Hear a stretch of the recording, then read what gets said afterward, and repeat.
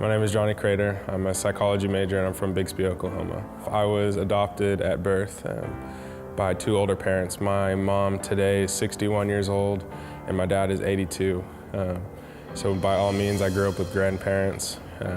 A lot of wisdom abounding within my household. The talks he had with me as a 7 or 8 year old is what started to begin to mold me in my faith. As a fifth grader, I wanted to do something more with my life rather than just be a little kid that played sports. And so I saw this program on CNN called Where Have All the Parents Gone? And it was about the AIDS epidemic in Africa. And I had just learned that my birth dad was part Kenyan, and this was centered in Nairobi, Kenya. And so I just felt this tug on my heart to do something for these children.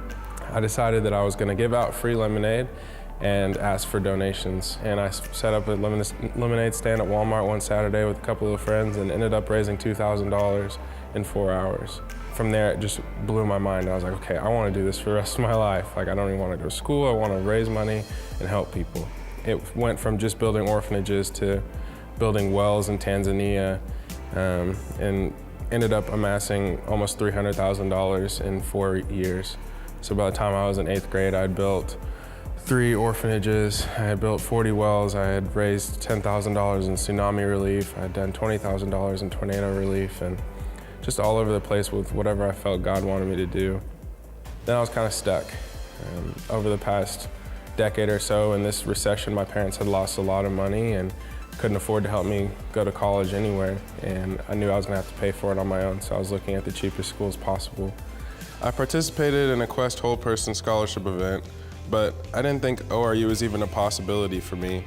But lo and behold, a couple months later, I got off of work and got a call from a 918-495 number. And he said, I know you had talked about not being able to come to ORU for financial reasons and whatnot, but we want to let you know that we're going to help you out with that and that you're going to be a $20,000 recipient. And I dropped my phone.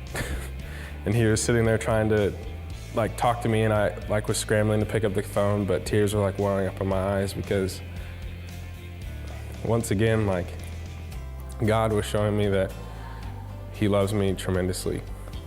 He loves all of us tremendously. And so through everything I've been through, everything I've walked through and seen, now I get to go to the school and pursue a bachelor's in psychology and then a master's in Christian counseling and not being overwhelmingly in debt. And I get to have a great roommate and I get to have this great community. To people that donate towards scholarship programs, just know that even if you don't see that money working physically, that there's someone like me or like anyone else that's ever received a scholarship that knows that that helps them tremendously. And so they're not only funding a person or funding a school, that money is funding a dream.